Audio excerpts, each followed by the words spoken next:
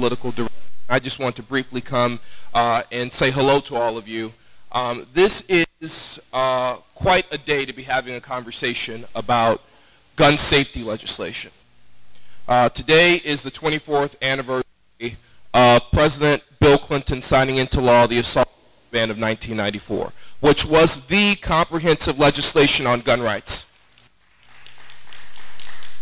And that legislation unfortunately sunsetted. Senator Feinstein has reintroduced it following the tragedy at Sandy Hook. We reintroduced it this Congress.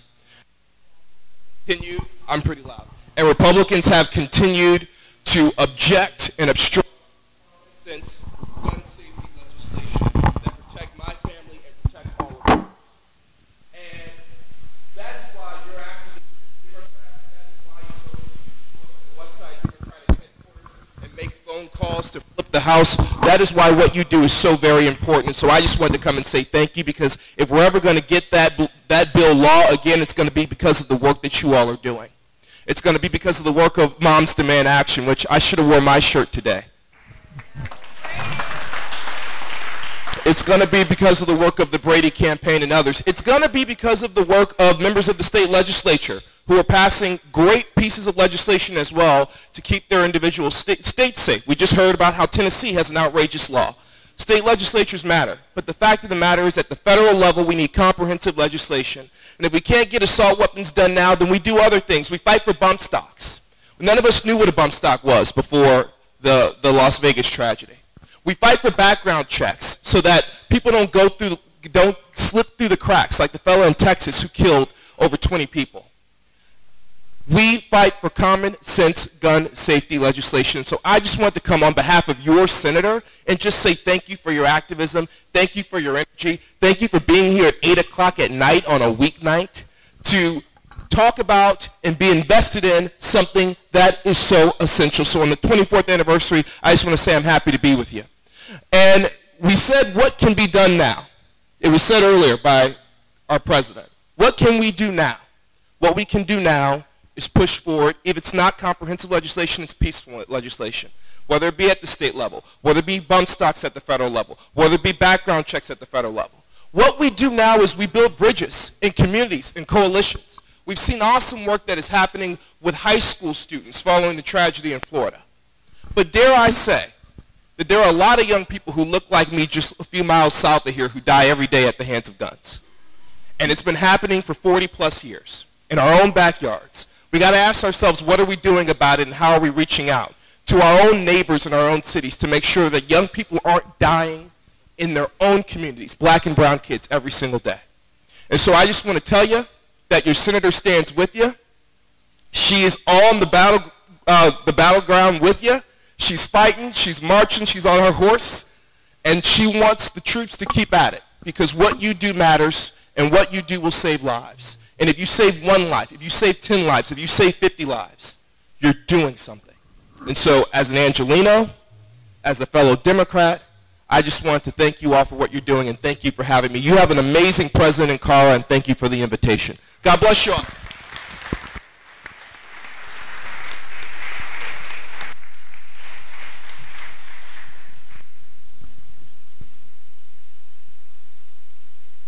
Thank you very much. Hello, yes. So we've just had our senator walk in, Senator Kevin De Leon, who has written the strongest gun laws, the strongest gun legislation in the nation. And he will be talking to us in just a few minutes. Before that, we have a couple speakers we want to hear from. First, Suzanne. Do you want to come up? Suzanne Verg, who is from the Los Angeles chapter of the Brady campaign to prevent gun violence. Thank you. I was hoping you were going to go next. But I will be brief because I know we want to hear from Senator De Leon. There's a handout that I put out in the front, and my topic was gun violence as a public health issue. And the key thing is we need to reframe this not as a political issue, This is a public health issue. And if you looked at this handout, I hope you'll grab it on the way out. It says, California's strong gun laws save lives. And you have been instrumental in passing so many of our gun laws here in California.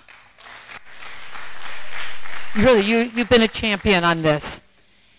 If you look at the chart, since the 1990s is when California had a higher gun death rate than the rest of the country. We passed several gun laws, and since that time, from the early 1990s till now, our gun death rate, the state of California's gun death rate, has gone down 56% faster than the rest of the country. So that's the key. Strong gun laws save lives. And if you can just remember that. If you think about states that have high gun ownership, they also have high suicide rates. I'm just going to go through. The key thing with gun violence is prevention. And I come to this issue because my brother Peter was murdered in Santa Monica by a member of the California State Bar, by a graduate of UC Berkeley Bolt Law School. Gun violence is, like somebody mentioned earlier in one of the movies, it's between people who know each other. Usually it's intimate partner violence. It's not somebody doing a home invasion in your house. Most gun deaths today will be a typical day. There's like 91 gun deaths every day. Half will be suicide, and then the other are usually between people who know each other. You guys know this. You've gotten a lot of information. One of the most exciting things that has been passed is the gun violence restraining order. And if you do know somebody who is at a risk to themselves, let's say they're suicidal, or if you guys remember, how many of you remember the Isla Vista shooting that happened at UC Santa Barbara? Those parents who knew their son was a danger to himself and a danger to others. There was nothing they could do because he was 18 years old.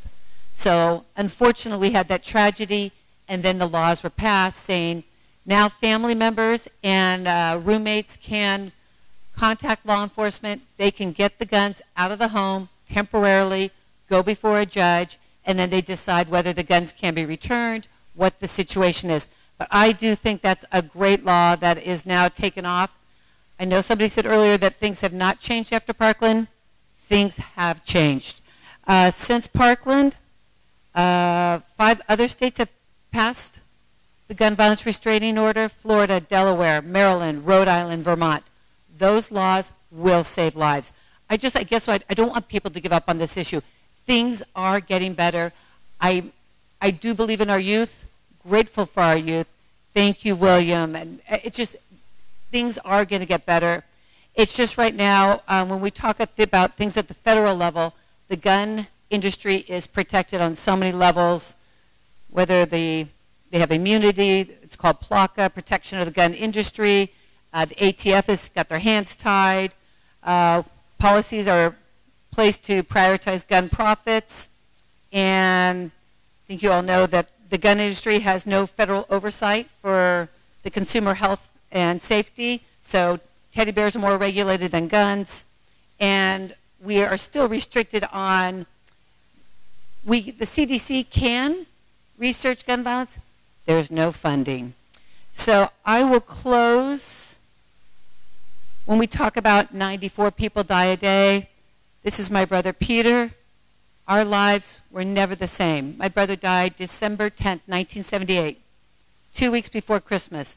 It shatters a family, a community. It's never the same. And I also, this is my son's friend, my girlfriend's son. This is Cameron. He took his life when he was 17. Cameron's neighbor did not store his gun. Cameron got access to it. Cameron used that gun to commit suicide. They say most people, it's about 71% of all gun suicides are done within 1 hour. So if there's a gun in the home, that's what happens. It's an impulse act. Guns are only responsible for 6% of suicide attempts, but they're responsible for 54% of gun deaths. I'm talking about numbers, but this is what numbers are. So I'm going to close early because I want to hear from the other speakers.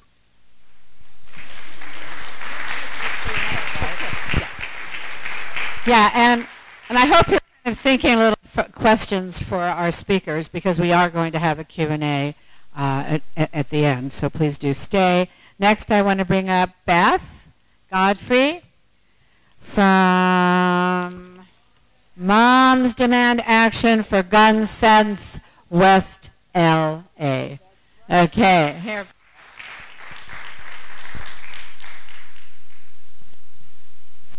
Hi, how many of you are familiar with Moms or Everytown?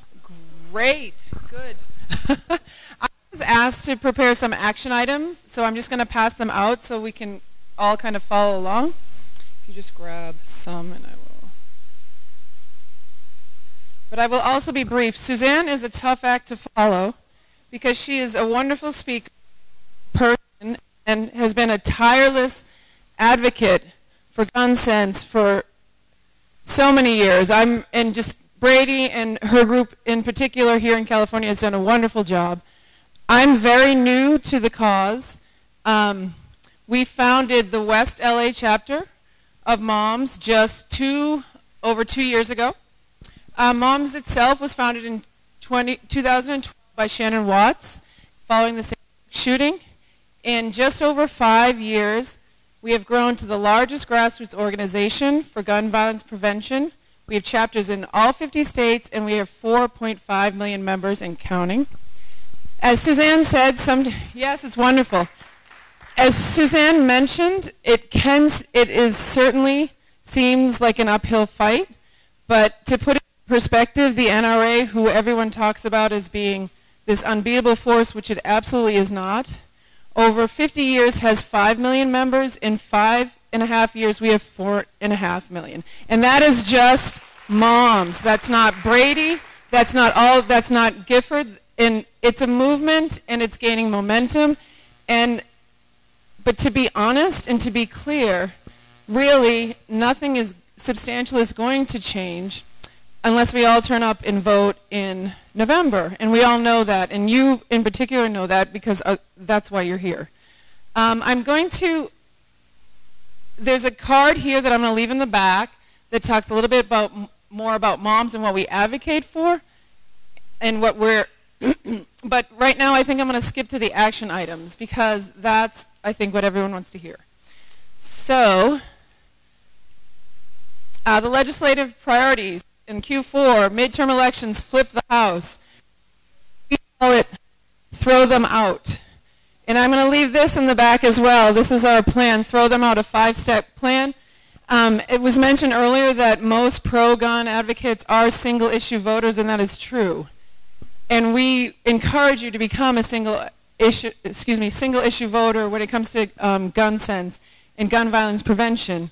Happily, that tends to fold in with the rest of the liberal or democratic agenda, so it's not asking anything that you're not doing anyway. Number 1, commit to vote on gun safety.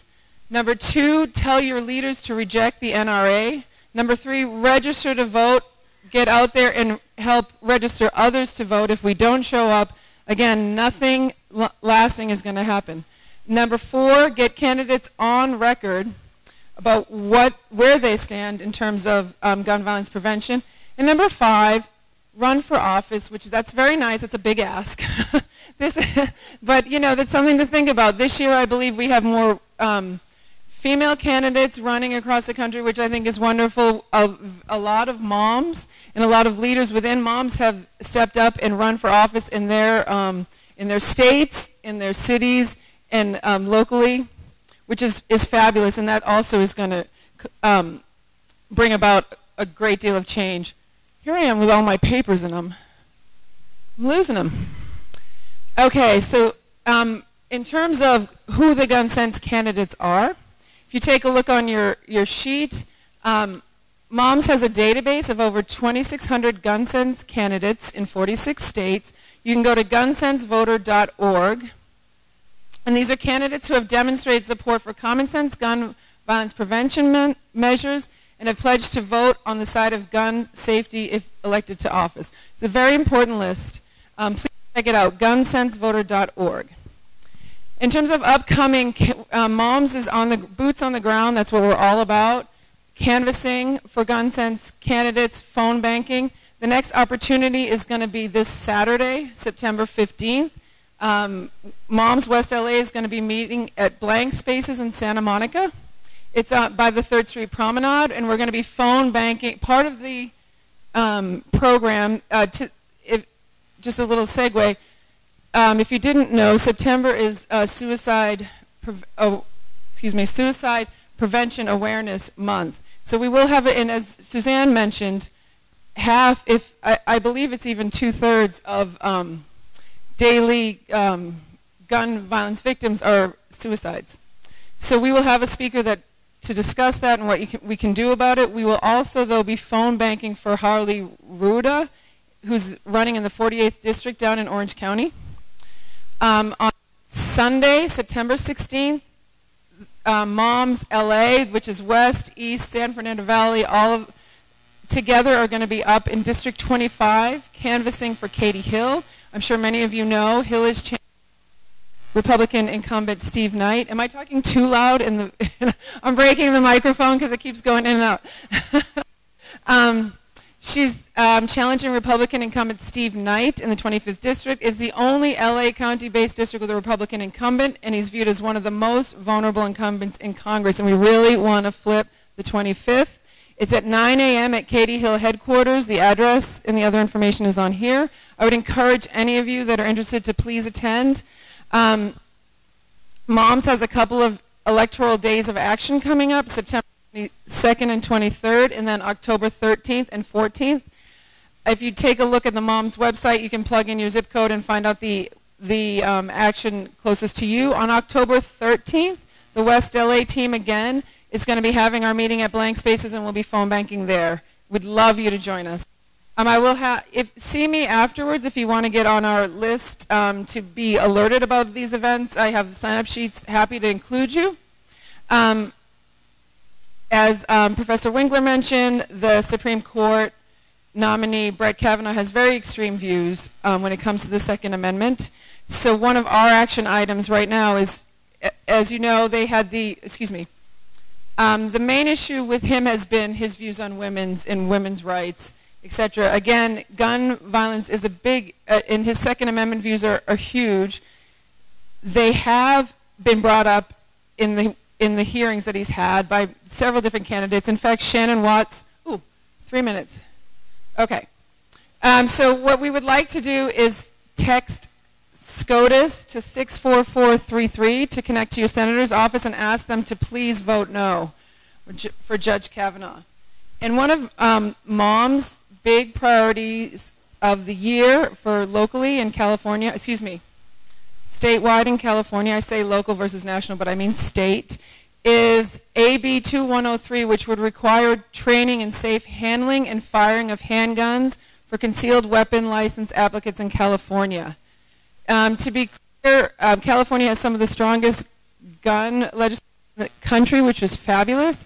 This is one area where we feel on the state level it's fallen short. On the local level, they have addressed it by district, but we'd like it to be codified on the state level. And all we're really asking is that there's a law passed that demands that if you're going to get a concealed carry permit, you have to know how to fire a gun. I mean, it's not an extreme viewpoint in any measure. It passed it's supported by the California Sheriff Association. It passed the Senate at the end of August with a 61-vote majority. We'd love for you to text California to 64433 to encourage Governor Brown to sign it. And with that, and we have, you can also email and send a postcard, and we've got some language there for you just to use, and I please encourage you to do that. And then I'm done. 1 minute early.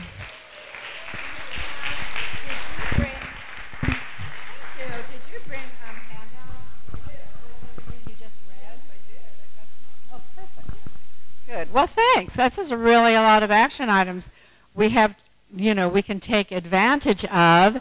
I want to take this minute to do a big shout out to our state and national chair, Molly Basler, Molly, and our longtime club member and recent board member, Joan Gallagher, for shaping this, for putting this meeting together. I really appreciate it. It's a hard job, and it's hard information to hear, I have to say. And now, a really hard information. I'd like to bring up Donna Brown. Donna has a story, a short story, and to share with us. And then we'll hear from Senator De Leon.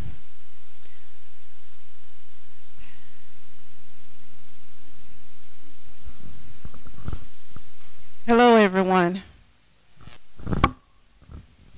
Thank you for having me here. My name is Donna. Donna Brown. I'm a mother and a proud grandmother. I am a certified advocate with the City of West Hollywood, and I'm also a certified mediator facilitator in restorative justice. I also speak about being a survivor and about justice for Cliff. Cliff is my son, my 22-year-old son.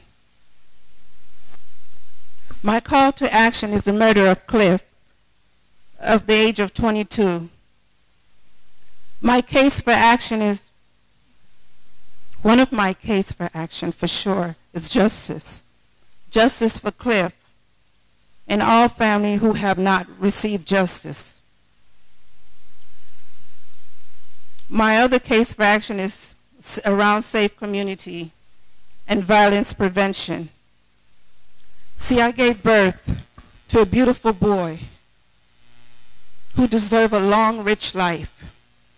He was smart, respectful, and he served his community. He was a mentor to his peers. The days leading up to my son's murder, March the 29th, Cliff came home on spring break, sharing his future with me. He was excited. He got promoted on his job and to management. He had just purchased his car. I looked at my son and I said, wow, his pants is pulled up. He's coming into himself as a man. I was really proud of him as a mom, especially a single mom at that. I prayed every day to stay alive, raising my children. The plan wasn't to bury them, bury him at all. He looked at me and he said, Mom, I'm going to go out with my friends that just came in for spring break from Howard and USC. I said, okay, son. With his tall stature and beautiful eyes, he turned around and said, Mom, I love you. I said, I love you too, son. He said, I'll see you tomorrow. Tomorrow came with a phone call for me to go to the coroner's office to get his belongings. Words cannot express the pain, the impact I felt in that moment.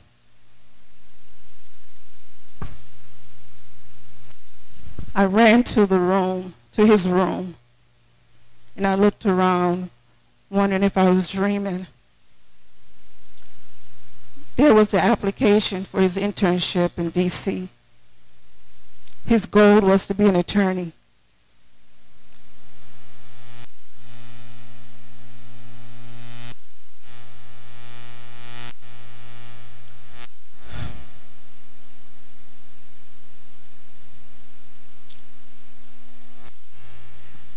The murder of my son, Clifton Hebert, is a national epidemic of gun murders and gun violence. My son wasn't carrying a gun. The ones who like violence, they're the one who carry the gun. So my son wasn't part of, he was murdered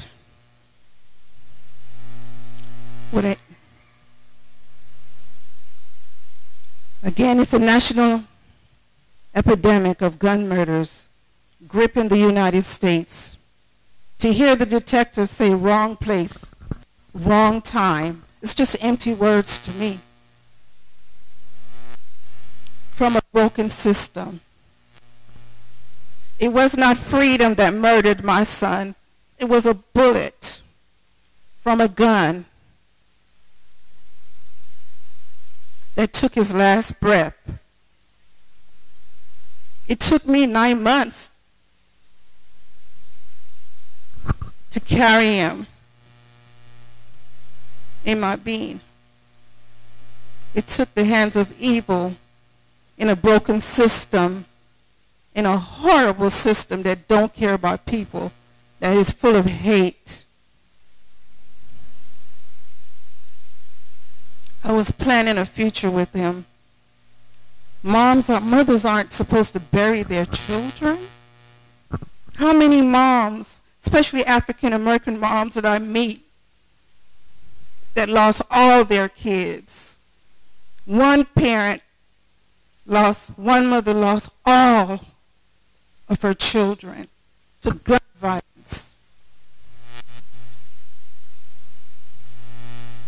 Every child life that is stolen by gun violence is a university and a possibility and a promise that will never be fulfilled.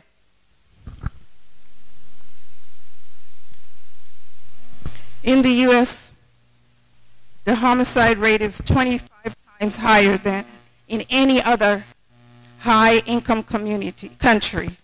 Every day, 93 Americans were killed with guns, 7 out of them children or teens.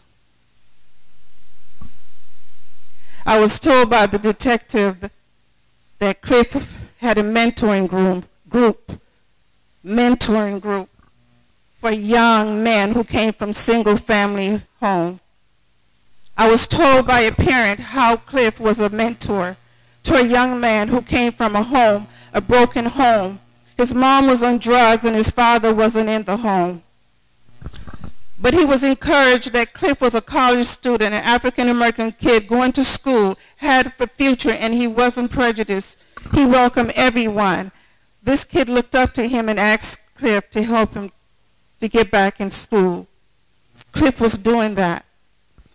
This lady told me after Cliff's murder, the ball was dropped on this young man.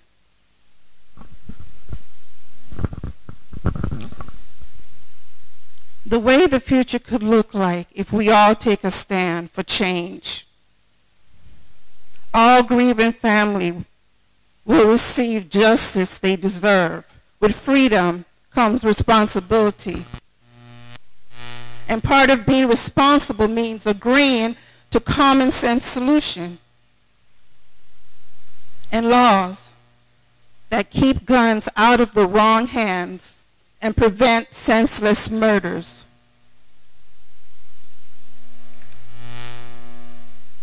My heart is broken, but I know who my son was, so I get to be a part of change in honor of Cliff.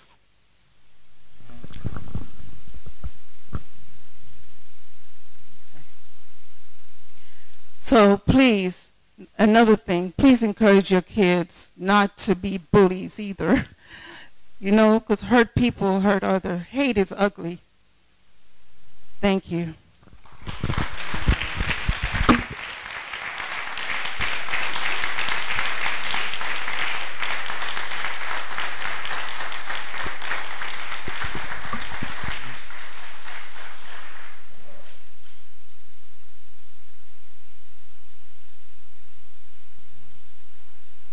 Every mother's nightmare. Thank you for sharing that, Donna. And now it is my great pleasure to introduce our state senator, our good friend, and our endorsed candidate for United States Senator, Kevin De Leon. the author of the strongest gun legislation in the country. Thank you so much. 1, 2, 3. Thank you so very much. It's an honor. It's an honor to be here with each and every one of you. And this week has been an incredible whirlwind. But let me start off with this first before I get into the content of the discussion that we're here for tonight. When Washington seems to be a place that's logic-free, that is science-free, that is conscience-free, our golden state, our home state, California, is boldly and proudly moving forward towards a carbon-free future. And you may have read about it, you may have saw it on the news just recently, but the governor on Monday, say 3 days ago, 4 days ago, signed Senate Bill 100, my bill that I wrote.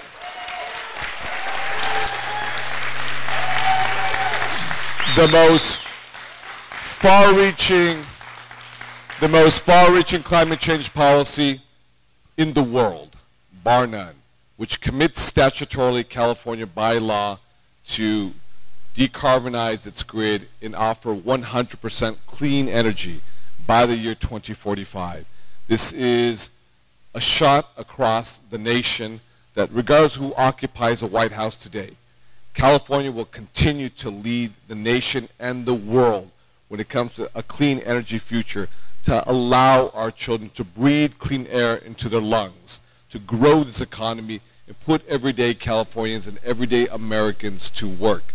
So this was, without a doubt, a historic day, Monday, that we celebrated in your state capital. And I'm just honored to share that with all of you, because this is going to be a model for the rest of the country as well as the rest of the world. For me, I had the honor yesterday to be interviewed by Tom Friedman from New York Times, a sort of a one-on-one fireside chat. And late last night I did France 24, because it's in France, it's in Italy, it's in Mexico. Everyone's been calling from all over the world because they themselves want to move towards 100% clean energy as well. So I just wanted to share those news. During very difficult times, bleak times in our nation's history, I wanted to share that with you. So it's a sign that we have good things, on the horizon for our great state of California. So with that, let me say this. To Carla, thank you very much once again for inviting me to share a few words with all of you. Let me say to our constitutional professor, lawyer from our great law school at UCLA Law School, Adam Winkler, I want to thank you very much for your incredible leadership on this issue. You represent us so well. With your intellectual insights, you represent us. I often hear you on National Public Radio and other, media outlets. I hear your very clear legal analysis, what it means to California, what it means for the rest of the country on a whole myriad of gun laws and gun laws that have yet to go into effect. But I want to thank you very much for your incredible leadership. It is something that I lean on greatly. And on the issue with regards to gun control, gun safety, and ammunition, let me say how I got into this. The very first time I was elected to office was back in 2006. And prior to me being actually sworn into office on the month of December, just a few blocks where I used to live in Angelino Heights, adjacent to Echo Park, there was a 9-year-old girl by the name of Charupa Wungswisteri, a Thai girl from Thailand, an immigrant girl. And she was playing in her Angelino Heights home when her mother was washing dishes. Her mother was washing dishes, and she was being a rambunctious little 9-year-old girl, jumping up and down, running all over the place. And all of a sudden, she fell to the ground. And her mother thought that she clumsily just fell to the ground and put the towel down, put the dishes down, and leaned over to pick her up. And as she picked her up, her body was limp. And she had a stream of blood coming out of her temple, running from her temple. And she realized that her young, sweet angel was shot. And as always the case, you had two gang members on the street who went after each other. And as always the case, they always missed their intended target. and an innocent victim's life is taken away.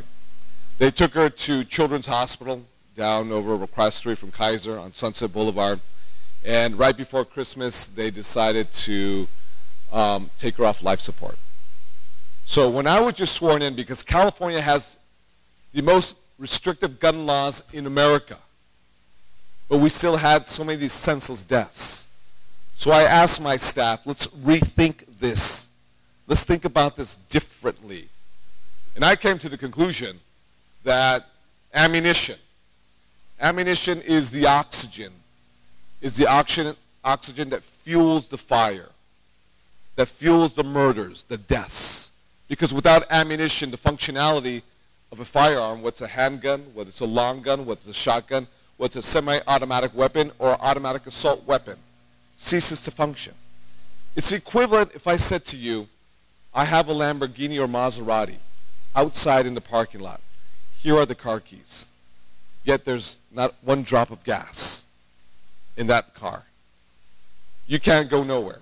It's the same thing with a weapon.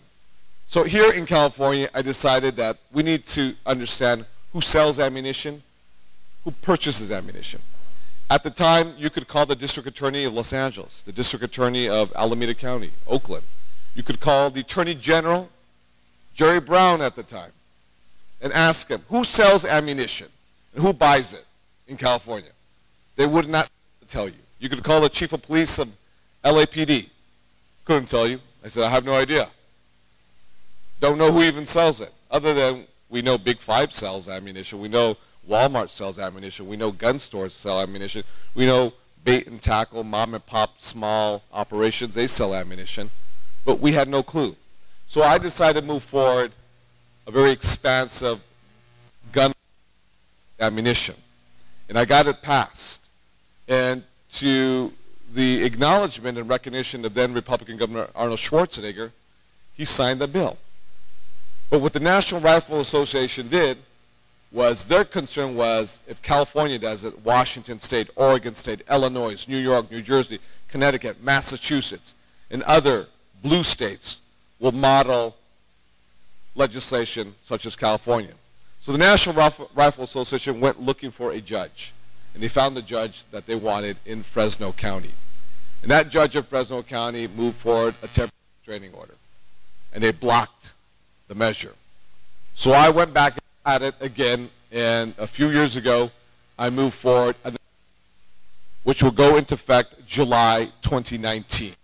Goes into effect, which means that every vendor in California who sells ammunition must be licensed and go through a background check with the Department of Justice. And be mindful, our Department of Justice, not Washington, D.C.'s Department of Justice.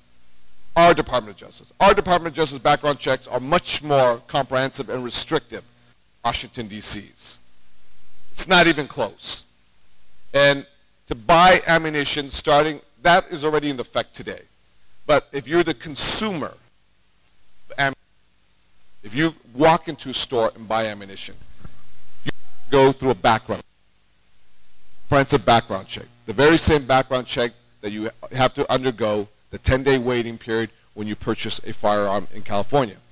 Because just a few years ago, you can walk into any gun store in California, for that matter, in America, and buy all the ammunition you want, no questions asked.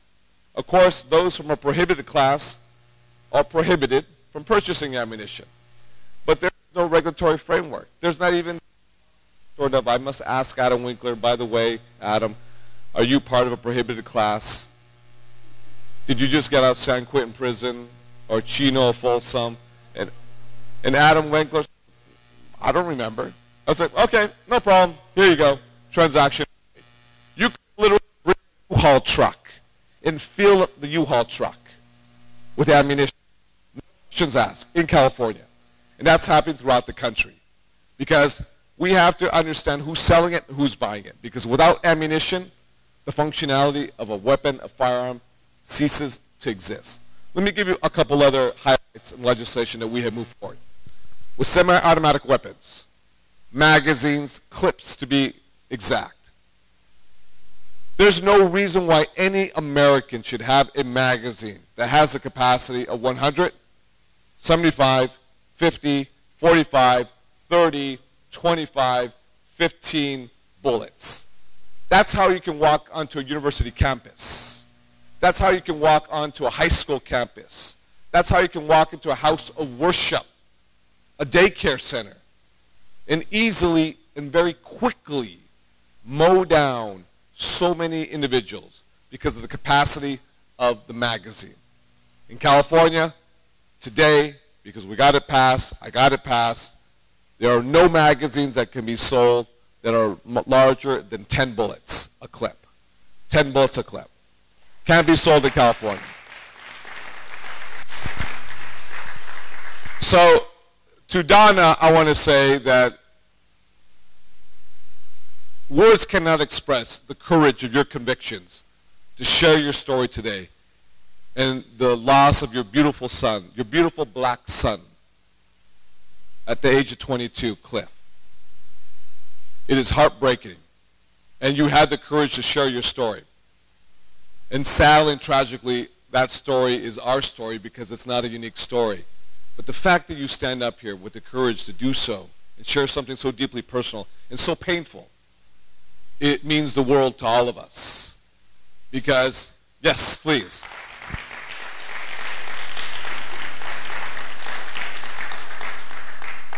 Because it is the courage of our convictions as Americans and as Californians to come together, regardless of who you are, regardless of where you come from, regardless of the hue of your skin, regardless of who you love, regardless of which God you pray to, that we believe about safety, safeguarding our families, our children, so they can grow up to be who they want to be.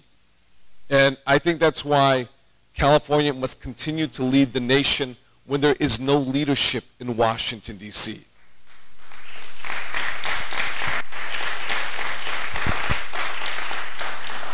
So, one more thing I want to add too, because it's very important. I'm not quite sure. Someone had mentioned it from the Brady group, I believe, is, or may have been Cara, research and development dollars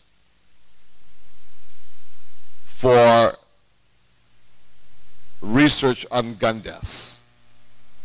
Because the federal government defunded research dollars going to the Center for Preventative Diseases, I moved forward in the California State Legislature $15 million that's going to University of California at Davis. We tried UCLA, but they just weren't receptive to the idea. So I gave it to UC Davis.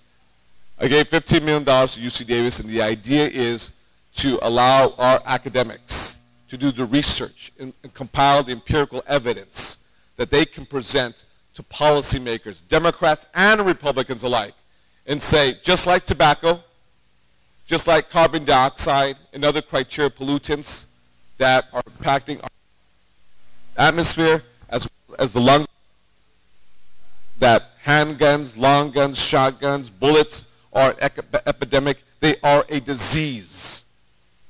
And they're disproportionately impacting our communities, but especially communities of color and those at the lowest economic strata.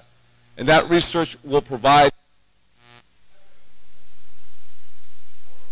makers to do the right thing by American and California families. With that, God bless each and every one of you. Thank you very much. Thank you. Thank you.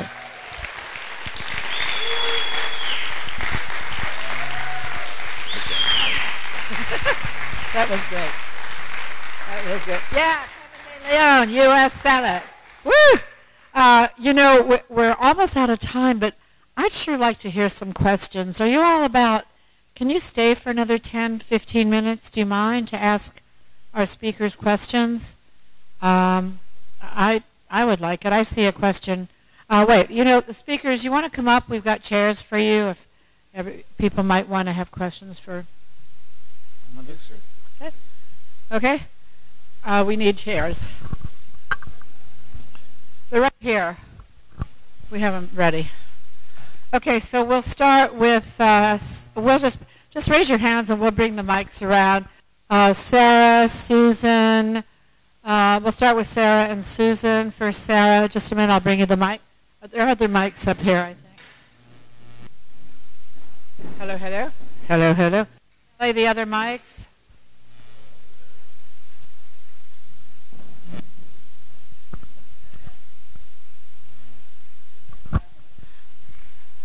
This is not a question. This is an observation. I'm 71 years old. I've been political 50 years. And in my entire 50 years of political action and activity, I have never known a more responsible, sensitive, intelligent, caring, creative, progressive, wonderful public servant than Kevin DeLeon. And I think it's incumbent on all of us to get off our sorry asses, and if there's one person we work for, make it be Kevin DeLeon. We've got to get rid of Dianne Feinstein. Great testimonial. Susan in the back. Can you get that mic to Susan back there? Susan Blanchard.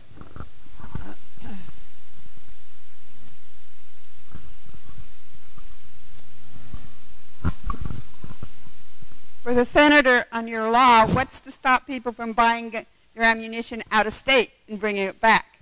That's a very good question. That's why I think you need a strong... Or online. Yeah. Let me say this. That's a very good question. And the question is, what can we do to prevent ammunition or other weapons coming in from other states? And I think that's why you need a strong senator, a voice of change in Washington, someone that's on the front lines, not on the sidelines. Now, let me say this. We don't live on an island unto ourselves. Each time that Reno, Las Vegas, and Phoenix have gun shows, because the background checks are not required physically on site. You have the I-80 that goes through Lake Tahoe into Fresno, into the Bay Area, down the 5 and 99 corridor. You have the I-15 from Las Vegas into Los Angeles, and you have the I-10 from Phoenix, Arizona into Southern California. These three interstate corridors are heavily trafficked with weapons and ammunition that are lawfully purchased in neighboring states like Arizona and Nevada. And they end up in the hands of the black market to gang members. And by the way, when we read the macabre, grisly deaths that take place in Mexico from cartels, the vast majority of those weapons are purchased in the United States of America and are exported to Mexico and to Central America. They don't receive the weapons from the Israelis or South Africans or the Bulgarians or the Chinese. The vast majority of all of those deaths and massacres in Mexico are purchased from weapons lawfully in the United States of America. That's why we need, subjectively speaking, a strong voice that will actually be active on this issue in Washington, D.C.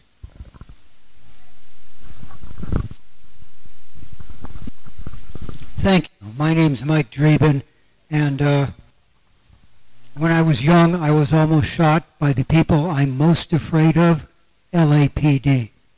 But putting that aside, long story.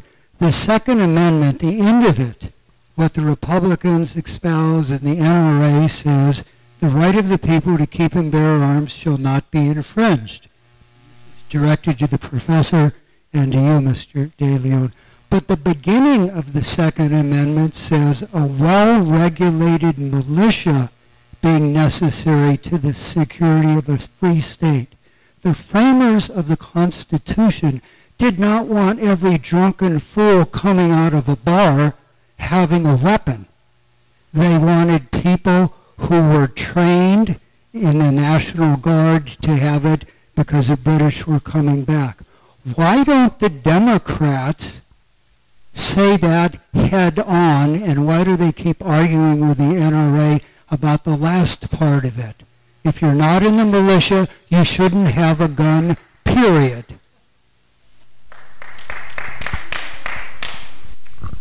Well, yeah, I mean, I think it's not news to people who are on the front lines that we need more gun regulation, and the Second Amendment is not really the barrier that the NRA says it is.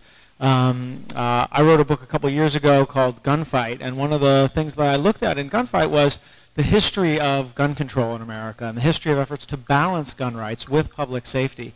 And, the Founding Fathers who wrote the Second Amendment believed in a well-regulated militia, and they had gun laws back then. They're not the same gun laws we have today. The guns were very different. The problems were very different.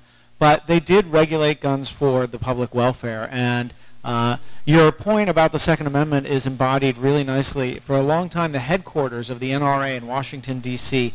had a big sign over its doorway, and it said, "The right of the people to keep and bear arms shall not be infringed." And conveniently omitted from the NRA's headquarters sign was the first part of the Second Amendment that they claim to revere so much.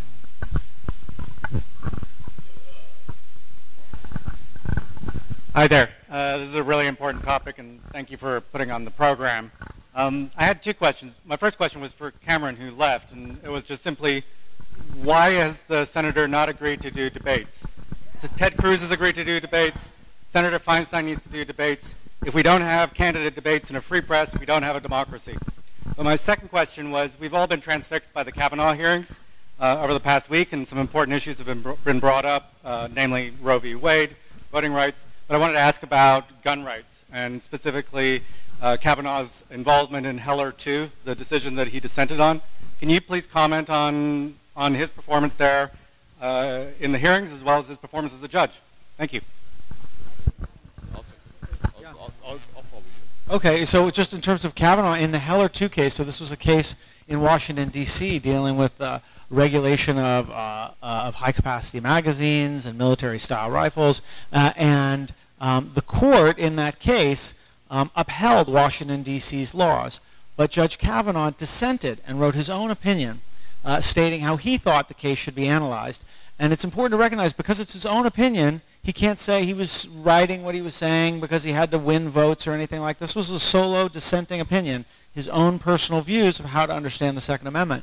And his views were quite troubling, I thought. He said that the Second Amendment only allows long-standing gun control laws to survive.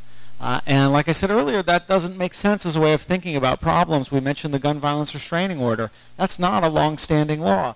Ammunition regulation or background checks for ammunition, that's an innovative law. It's not a long-standing law. And if you can't innovate, then you're really going to have trouble in the Second Amendment. Yeah, when you regulate handgun ammunition, in this case, it's handgun ammunition for me. You know, I narrowed the language because the vast majority of murders actually are not done at the hands of a semi-automatic weapon. Although we see these massacres and we see the mass coverage, the vast majority of murders take place on a daily basis using handguns, the vast majority. The regulation of handgun ammunition is not a constitutional issue. It has nothing to do with the Second Amendment, although they conflate the issue dramatically for their own political purposes right there. On the Heller case, but I think Adam spoke well about the Heller case, you know, in Washington, D.C. Just very quickly, on the debates, I have asked for 3 debates on the issue on guns and ammunition control, what have you, etc. I said we can have one at Stanford University, her alma mater, and we can have one at Pitzer College. Go Sage Hens, you know. So we've asked for debates. They're ducking the debates. They don't want to have a debate. We're going to try to force a debate. Yeah. Secondly, on the issue of Brent Kavanaugh, I'm going to take a little sidestep on the issue of Brent Kavanaugh. What I'm going to say is this. We didn't have to be here with Brent Kavanaugh, because back in 2006, when Brent Kavanaugh was appointed by then George W. Bush to the D.C. Court of Appeals, and D.C. Court of Appeals is the farm club. It is the last step to the U.S. Supreme Court. If you are on the D.C. Court of Appeals, regardless of your political affiliation, it is highly probable that you will be nominated sometime in the future to the U.S. Supreme Court. Well, because of his opinions on the issue of guns, his opinions on the issue of a woman's right to choose, what have you, et cetera, and I'll wind it down here. Then California Senator Barbara Boxer, New York Senator Chuck Schumer, then U.S. Senator Hillary Clinton, the late Ted Kennedy, John Kerry, before he became Secretary of State, the minority leader at the time, Harry Reid, Patty Murray from Washington, as well as Dick Durbin from Illinois. They all voted no on the vote for the confirmation to have a vote on Brent Kavanaugh. The person who voted yes to allow him to have a vote was Dianne Feinstein. That's a factual record. That's why what is happening today before the U.S. Supreme Court, with the seniority and being the ranking member of the Judiciary Committee, you see Kamala Harris, and you see Cory Booker, you see Blumenthal making the motion immediately when Grassley gavels down to begin the hearing to make a motion to adjourn the hearing because they're not getting the data. They're not getting access to the documents. But the ranking member should have led that. And the ranking member has been very passive and complacent, in fact, taking a back step. And that actually blows a hole into the narrative that seniority is what you need the most. The seniority means absolutely nothing if you don't even use the seniority. And if you're passive with using the power you have, what's the matter? You know? Do we have a question? Do we have a question?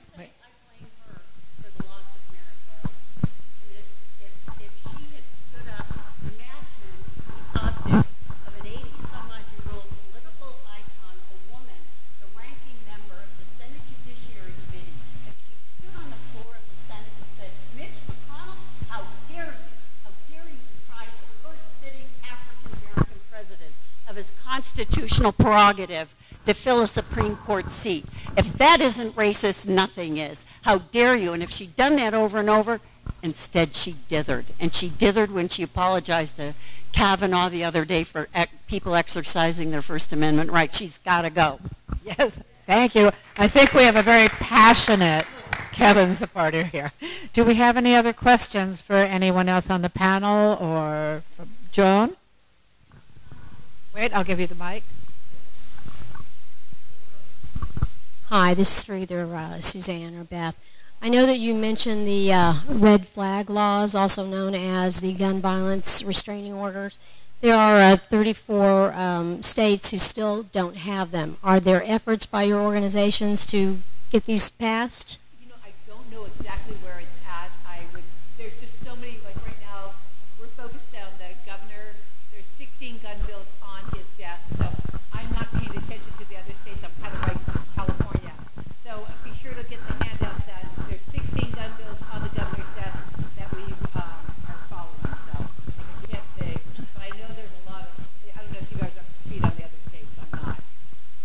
Thank you. Sandra. Thank you so much, Sandra Fluke. Hello, everyone. Well, I haven't even said anything remotely intelligent yet.